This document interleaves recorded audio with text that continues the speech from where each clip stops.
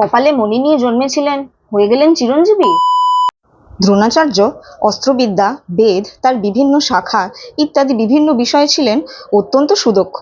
তিনি ছিলেন রাজা ধ্রুপদের বাল্যবন্ধু। একদিকে রাজা ধ্রুপদের পিতা পৃষত এবং দ্রোণাচার্যের পিতা ভরদ্বাজ যেমন ছিলেন বন্ধু, তেমনি ছোটবেলা থেকেই ধ্রুপদের ঋষি ভরদ্বাজের আশ্রমে যাওয়া আসা ছিল এবং সেই সুবাদেই তার বন্ধুত্ব হয় দ্রোণাচার্যের সাথে। কৃপাচার্যের বোন কৃপির কথা বলেছিলাম আপনাদের, মনে আছে নিশ্চয়ই। এই কৃপিকেই দ্রোণাচার্য বিয়ে করেছিলেন।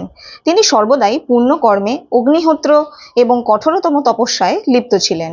তিনি অশ্বত্থামা নামে এক পুত্র লাভ করেন, যিনি কপালে একটি মণি নিয়ে জন্মেছিলেন।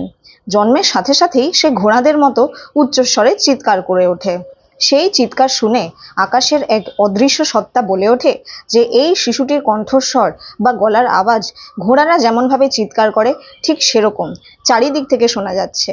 জন্মের সময় শিশুরা যেমন কাঁদে, এই শিশুটি ঘোড়াদের মতো চিৎকার করে উঠেছিল বলে তার নাম রাখা হয় অশ্বত্থামা।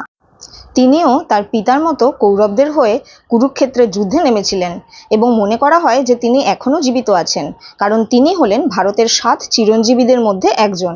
তবে কোথাও কোথাও 8 জন চিরঞ্জীবীরও উল্লেখ আছে। কারা ছিলেন এই 7 জন বা 8 জন চিরঞ্জীবী, কি ছিল তাদের পরিচয়, কেন তারা চিরঞ্জীবী হলেন ইত্যাদি বিষয় জানার জন্য অবশ্যই আমায় কমেন্ট করে জানাবেন। তাহলে আমি একটা বড় ভিডিওর মাধ্যমে আপনাদের কাছে তা নিয়ে আসব। আর অবশ্যই আমার সঙ্গে থাকবেন, কারণ আপনাদের সহযোগিতা আমার একান্ত কাম্য। লাইক, শেয়ার, কমেন্ট ও সাবস্ক্রাইব করতে ভুলবেন না। দেখা হবে পরের ভিডিওতে। For now, by.